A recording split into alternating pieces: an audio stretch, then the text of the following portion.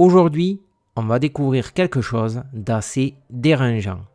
Combien vaut votre identité sur le dark web? Un mot de passe Netflix, un compte Gmail, une carte bancaire, un accès PayPal.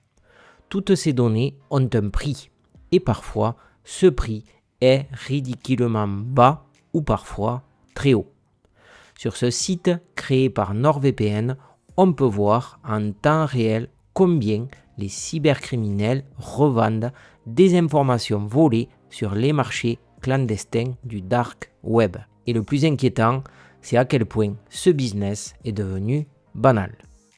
Dans cette vidéo, on va explorer ensemble la valeur réelle de vos données personnelles, comprendre pourquoi elles intéressent autant les hackers et surtout comment éviter de finir dans ces bases de données revendues à travers le monde.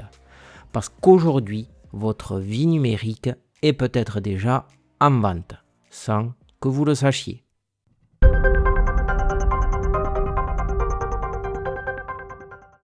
Salut, c'est Benoît et comme je vous le disais en intro, aujourd'hui, on va s'intéresser à la valeur de vos données qui potentiellement peuvent être dérobées et revendues sur le dark web.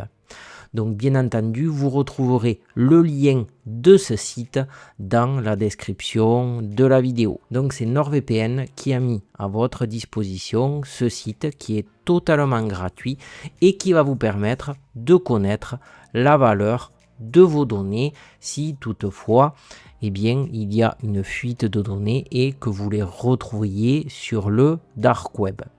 Donc au niveau de l'interface du site, très clairement, donc vous allez avoir bien entendu la tarification, le menu, etc. Donc nous, ce n'est pas ça qui va nous intéresser, c'est exactement la valeur de nos données. Donc on va descendre un petit peu.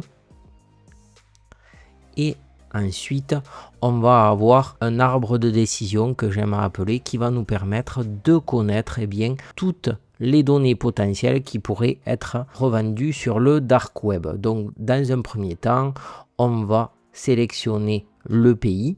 Donc ici, on va sélectionner la France. Ensuite, on va rubrique par rubrique sélectionner ce que nous avons en notre possession et ce qui nous a été dérobé. Donc potentiellement au niveau des informations personnelles, ça pourrait être comme le dernier en date, Lance qui s'est fait pirater, ça aurait pu être notre identité, notre permis de conduire et notre passeport.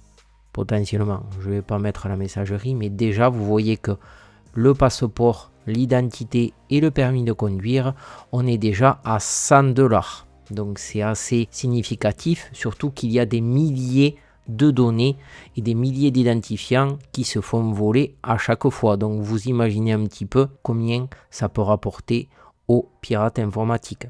Ensuite, on va descendre un petit peu. Si votre compte Facebook s'est fait pirater, votre compte TikTok, Instagram, imaginons que vous êtes tout fait pirater, Snapchat, X et Telegram. Donc vous voyez qu'on monte très très vite.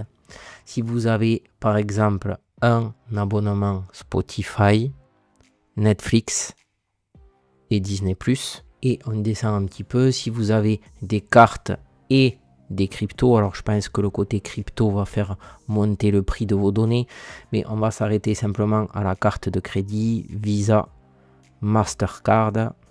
On ne va pas rentrer dans la crypto, alors on peut sélectionner Binance, vous voyez que ça monte très très vite. On passe de 354 à 514 en venant sélectionner Binance. Si votre compte Binance a été piraté par exemple, ou Coinbase qui est un peu moins, voire Kraken. Et ensuite les autres services. Donc si vous avez un compte Amazon et si vous avez un compte Airbnb par exemple, ou si vous êtes dans le jeu et que vous ayez un compte Epic Games, voilà un petit peu.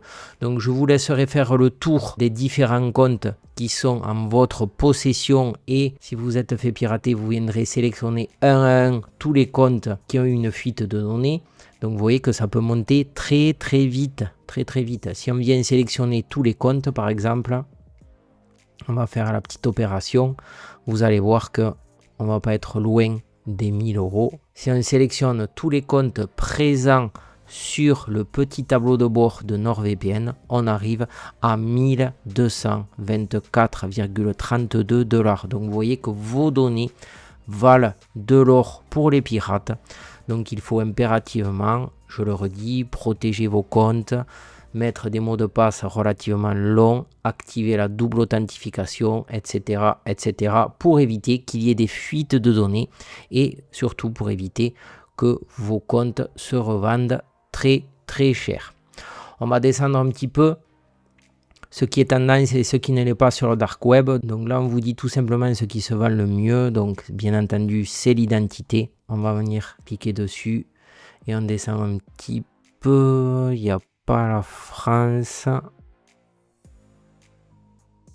Non, il n'y a pas la France. Mais on a quand même un ordre d'idée de la valeur des documents. Donc vous voyez, c'est assez conséquent. En Israël, par exemple, un passeport, 69 $. Une carte d'identité, 79. Donc vous avez tous ces chiffres à titre indicatif, mais ça vous sensibilise quand même sur la valeur des vols et des cyberattaques qui ont lieu et qui sont de plus en plus nombreuses. Au niveau des emails, idem, vous voyez que des emails et des mots de passe qui sont dérobés, ça peut valoir très très cher.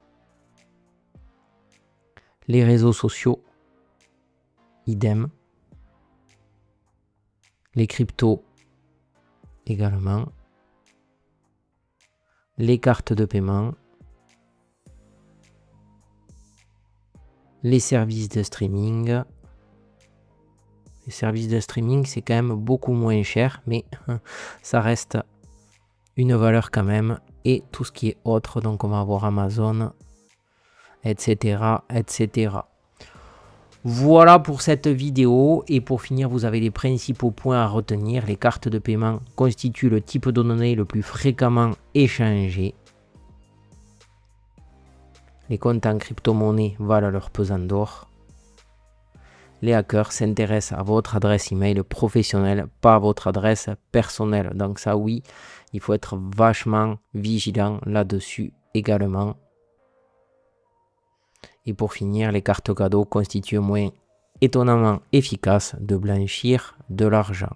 Donc ça, c'est bon à savoir. Et derrière, on retrouve le même principe que Have I Been Pwned, où on va pouvoir rentrer notre adresse mail et derrière être alerté si cette dernière se retrouve sur le dark web.